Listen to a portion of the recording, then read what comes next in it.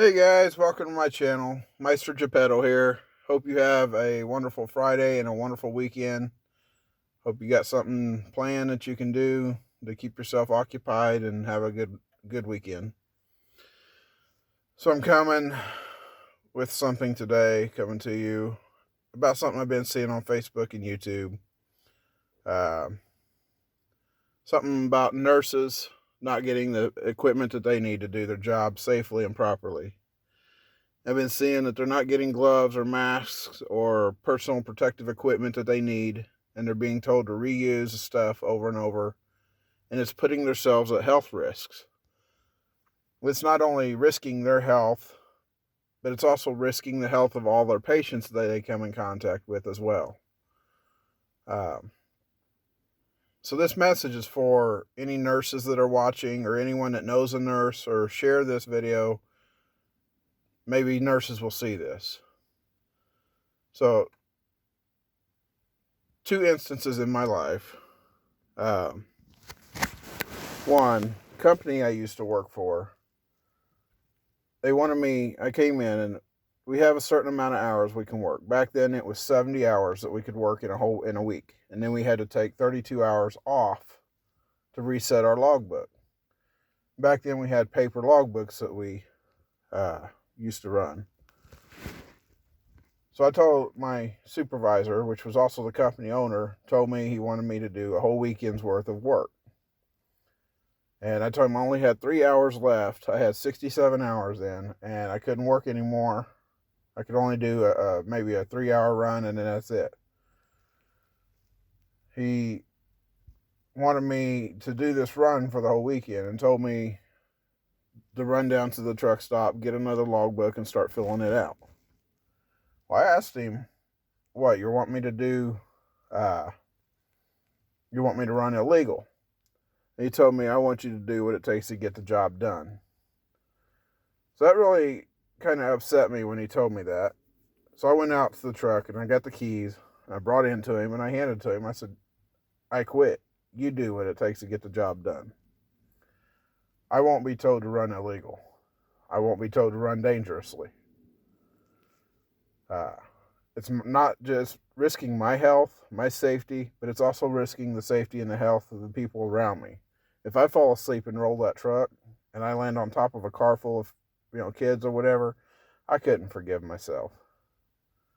So I got to stand up for myself and say, no, I'm not doing that. Well, then he proceeded to tell me that he was going to put in my file that I abandoned my load and I abandoned my truck, and that I'd never be able to work at another company making what I made there. I made really good money there. I made a little over 100,000 a year working for that company. I made really good money. I have never once looked back and regretted the decision to quit. I never once have thought, man, I shouldn't have done that. So when he told me that he was going to put that in my file, I happen to have a second cousin, that's a state trooper for Indiana. And I called him up. I said, hey, I need you to come here and talk to this owner of this company I work for. So I told him what was going on. He come out there and he talked to the owner. Of course, the owner denied ever telling me to get another logbook, and even denied that I told him I was out of hours. So after my cousin had left, he told me to get my stuff out of the truck, leave, and don't ever show back up on his property, which I never intended on doing anyway. So I left, went on, found other jobs.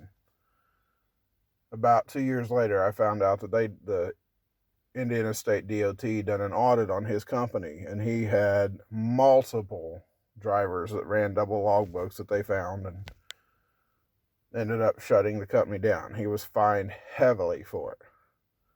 So they ended up shutting the company down. And it was kind of sad in a way, because the original owner, the man that started it, was an awesome guy. He treated his drivers good. Every Christmas he bought us Carhartt coats with the company name on it, or just some kind of gift. Every year he'd give us bonuses. Real good guy. But he retired and gave the company to his son, which was the owner that I was dealing with.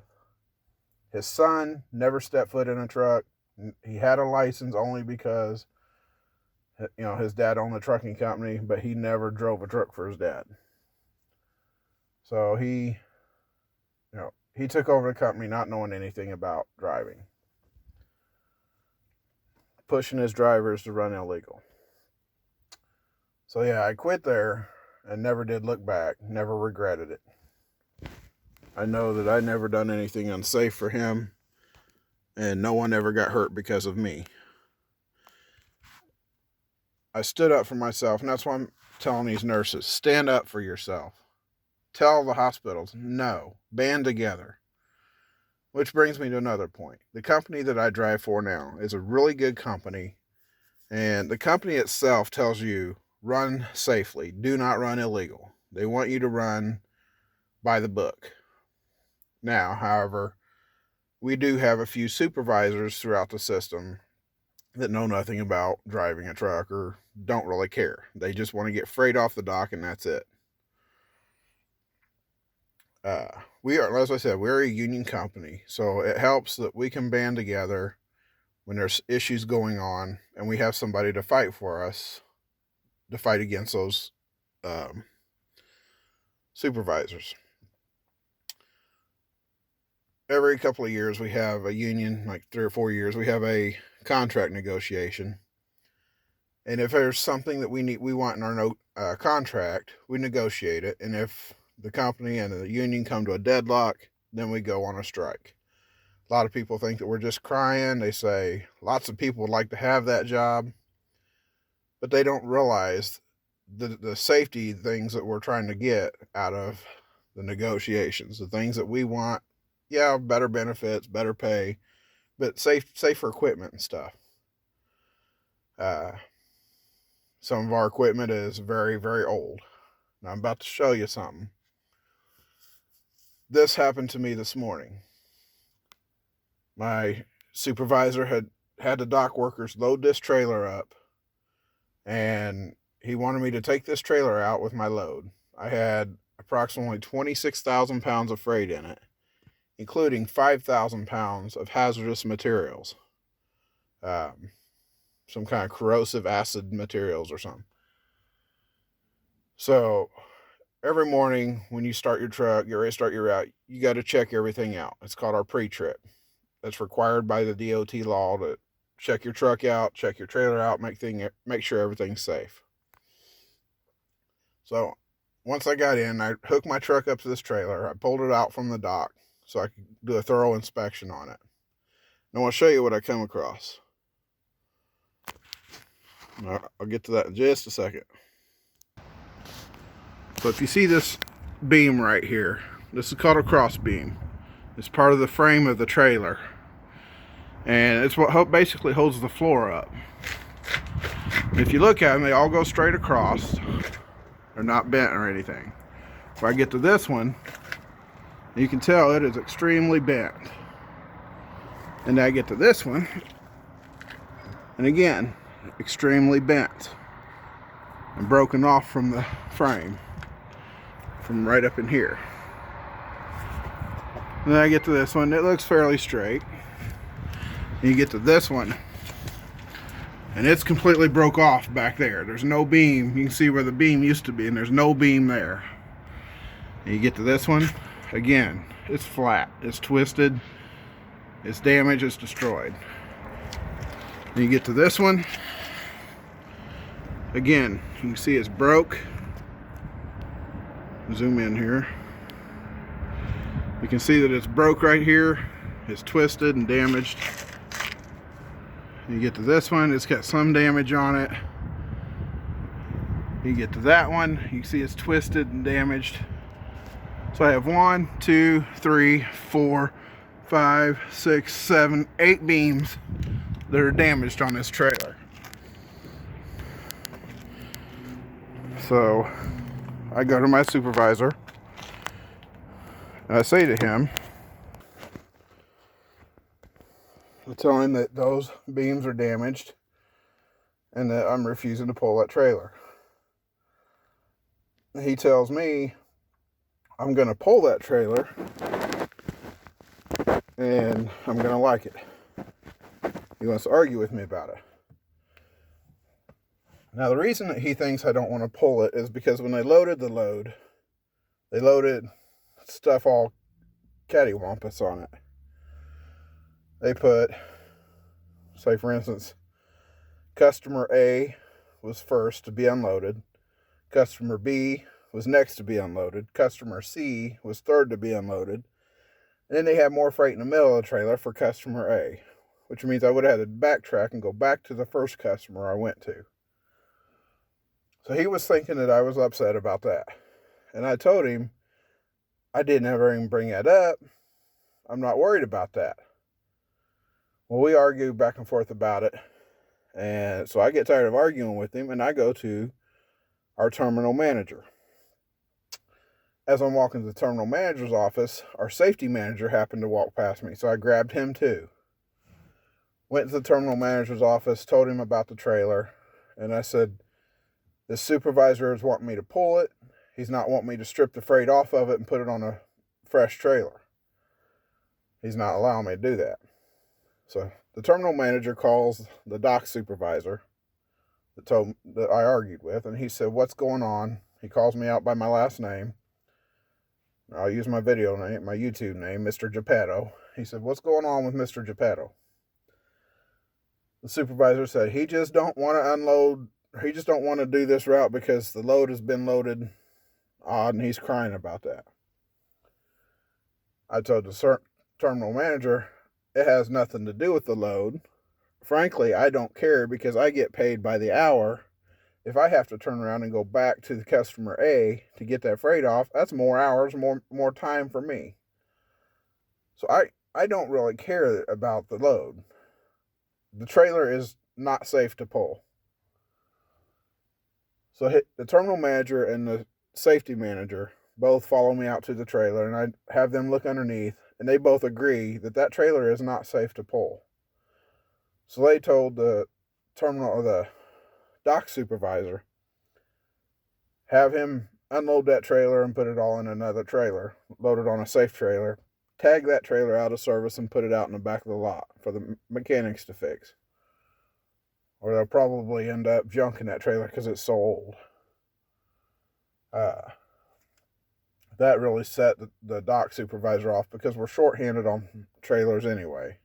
And he just got mad because we don't have enough equipment. But that's what it is.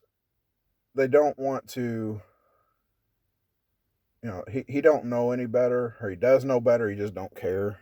And there's people like that. They want to push people to do stuff. I told my wife about this, and I said, this morning when I got up, I got enough hours in this week. I'm tired, and I was just like, I've done already worked 50 hours this week. I don't need to go in. I should take a sick day and just take off. But I decided, I'll go ahead and go in. It's been a good week. I've had a lot of overtime, and I'll just go in and do this, do this run and get my week over with. Well, I was thankful because there are guys here, new guys, rookies, or guys that won't stand up for themselves, that would have pulled that trailer.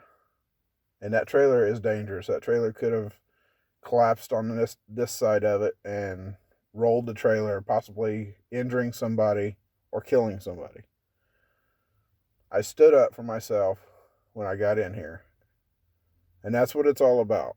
So to the nurses, I'm telling you, to the hospital workers that are frightened for your life, it's not just your life that you're dealing with.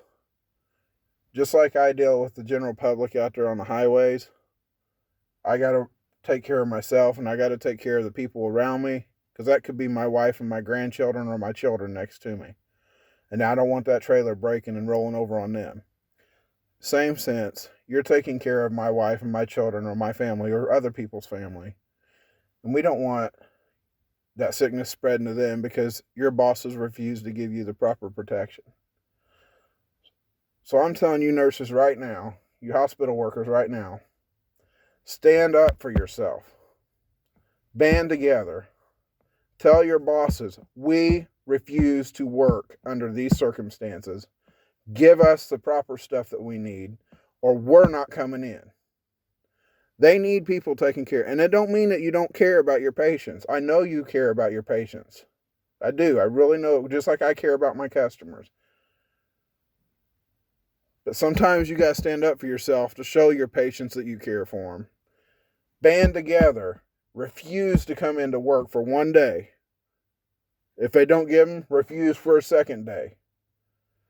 They cannot take care of patients without you. You guys, yeah, doctors can perform surgeries, but behind every doctor I've seen, male or female, I've seen a team of nurses, male and female. So I'm telling you guys, nobody's going to look down on you for standing up for yourself and for your patients. Band together. Be a union of nurses. Be a group of people who want to stand up for yourselves and for your safety and for your patient's safety. I'll support you. I'll stand behind you. And I know all of my coworkers will stand behind you. Because as I said, we are a union, and that's part of what we are. We stand up for ourselves and for our customers and for our families. And that's what I'm encouraging you guys to do tonight. So I love y'all. I thank you for your hard work out there in the field. Just as it's dangerous on this highway, it's dangerous in there with those diseases.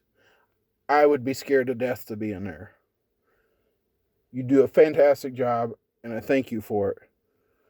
I hope this message reaches somebody, because it really means a lot to me. I want you guys to have your protection the same as I want my protection on the highway. Demand your protection. Demand your personal protective equipment. Take it to who it needs to go to. Love you all. Have a good weekend. And may God be with you throughout this pandemic. Stay safe, y'all. Eradicate hate.